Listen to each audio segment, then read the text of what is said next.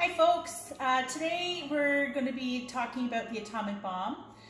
This week's history lessons are going to look at how World War II ends in the Pacific, as well as the effect of World War II on Canada.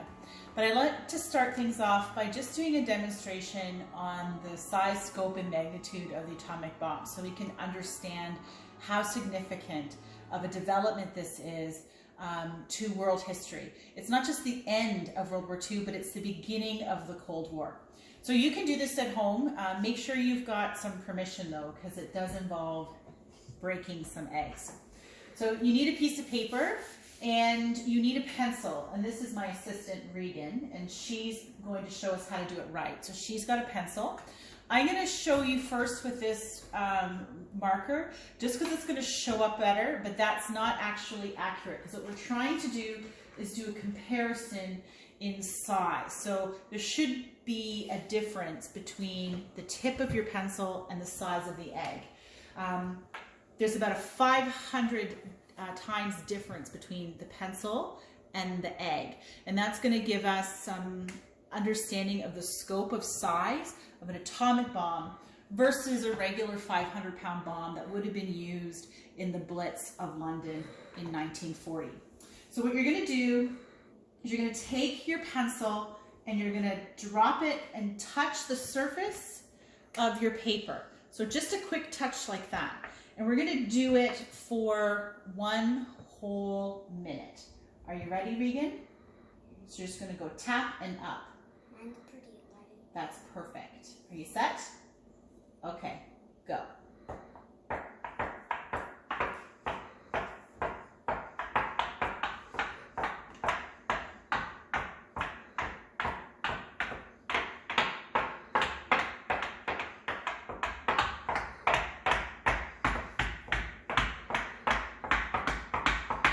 Try to do as many as you can in 60 seconds.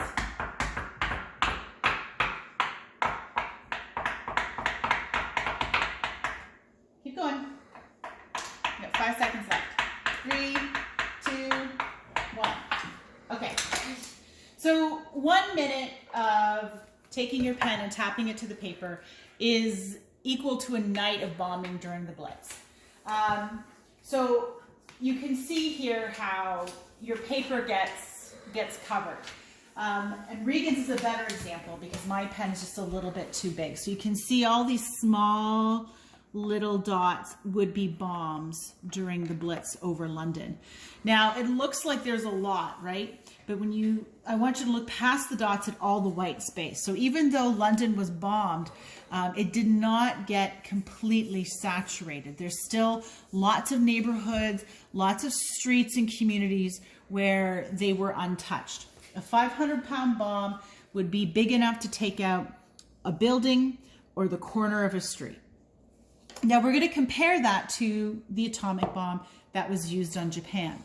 Now the explosion of the atomic bomb would have a 1-mile radius around where the bomb falls. That's why we're going to use an egg. And if you're not allowed to use an egg at home, you can use one of those plastic Easter eggs and you can fill it up with some colored water. So put a little bit of food coloring in some water and fill it in the egg. I would do that myself, but I have all my plastic eggs at school. So we're going to use a real egg. But if your parents don't want you smashing real eggs that could be eaten, I completely understand. But this will, when it breaks, the yolk and the white will spread, and it will give us a sense of how big of a radius of explosion one single bomb would have compared to a night of bombing that would have occurred during the Blitz. Okay, we'll go outside. So here we are outside with our eggs. So this part you want to go outside so you don't make a mess in your house. And we've got our paper on the ground, and I've just put it on top of my cement steps so the egg will break. If you're going to do this on grass, you might have to try a couple times because sometimes the egg won't break when it hits the grass. And what Regan's going to do is she's going to hold her egg over top of her paper, and she's just going to let go of her fingers so it falls and lands on the paper and smashes. Okay, Regan? Let me help you line it up. So your hand is over top. Okay. And you're just gonna let go. Keep your hand nice and strong and just let go of your fingers. All right, so look at this. So this is one bomb, one time. And so if you think about how that represents a 500-pound bomb used on London or used on Berlin or Hamburg during the fighting in Europe in World War II, compared to one atomic bomb. The radius of this explosion is far greater than that. This would be a 1-mile radius. Now, during the Cold War, atomic bombs develop even further, and a hydrogen bomb would be able to explode for a 10-mile radius, so much, much larger than this one egg. This represents a uranium bomb. That's the kind of bombs that were used on Hiroshima, and they were developed using Canadian uranium and with Canadian scientists. The Manhattan Project was a joint project with the US and with Canada. This is a very destructive weapon, and you can see why it changes the course of human history. One bomb, one time, can destroy not just a building or the corner of the city, but the entire center of the city. The United States had no idea what kind of power this would wield until it was used.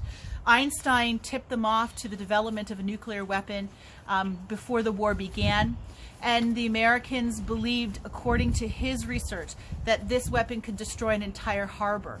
But when it was used on Hiroshima and then on Nagasaki 3 days later in August of 1945, the devastating consequences were far beyond anything imagined by the scientists. Thanks.